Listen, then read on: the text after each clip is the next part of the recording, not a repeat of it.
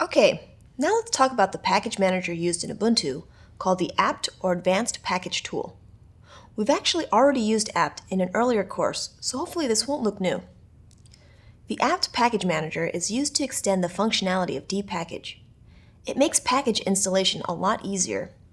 It installs package dependencies for us, makes it easier for us to find packages that we can install, cleans up packages we don't need, and more.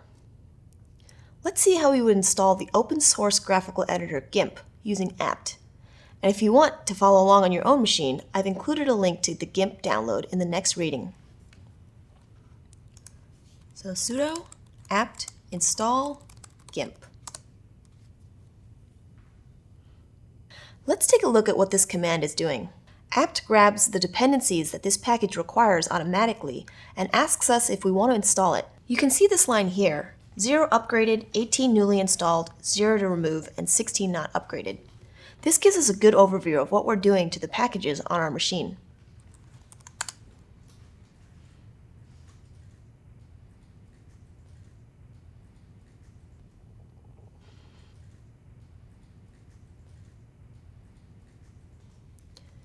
Now let's remove this package with sudo apt remove GIMP.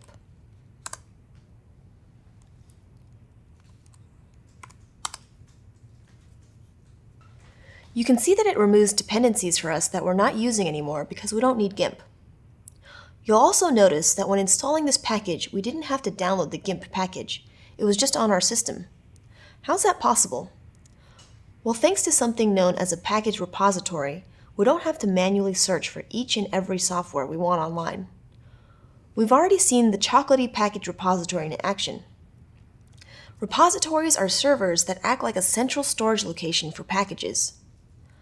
Lots of software developers and organizations host their software on the internet and give out a link to where that location is. You can add that link to your own machine so it references that package or list of packages.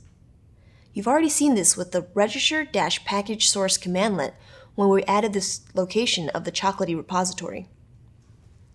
So in Linux, where do you add a package or repository link? The repository source file in Ubuntu is /etc/apt/sources.list. Your computer doesn't know where to check for software if you don't explicitly add the package or repository links to this file. Let's just open this up real quick and take a peek.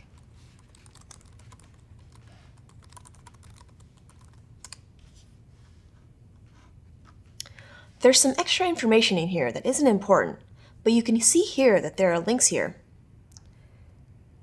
If you navigate to those links, you'll see a directory that holds lots of packages.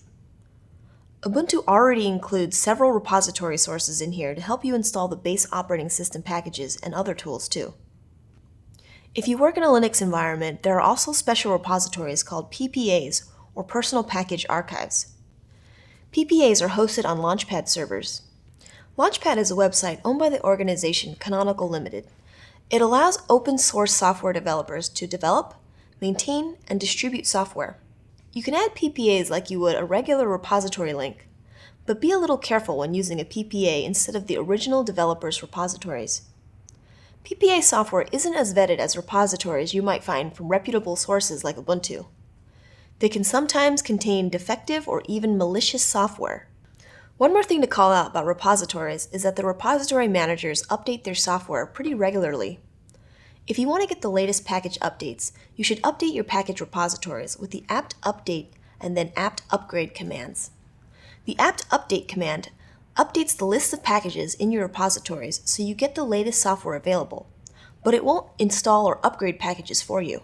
Instead, once you have an updated list of packages, you can use apt upgrade and it'll install any outdated packages for you automatically.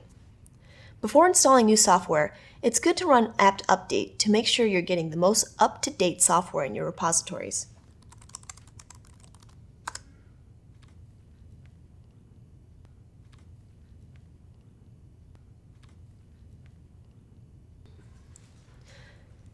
You'll also want to run apt upgrade to install any available updated packages on your machine.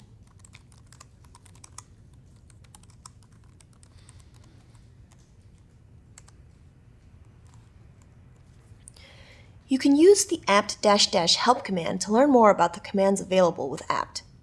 We won't cover them all, but you can list packages, search packages, get more information about packages, and more. There are lots of different package managers you can use with Ubuntu.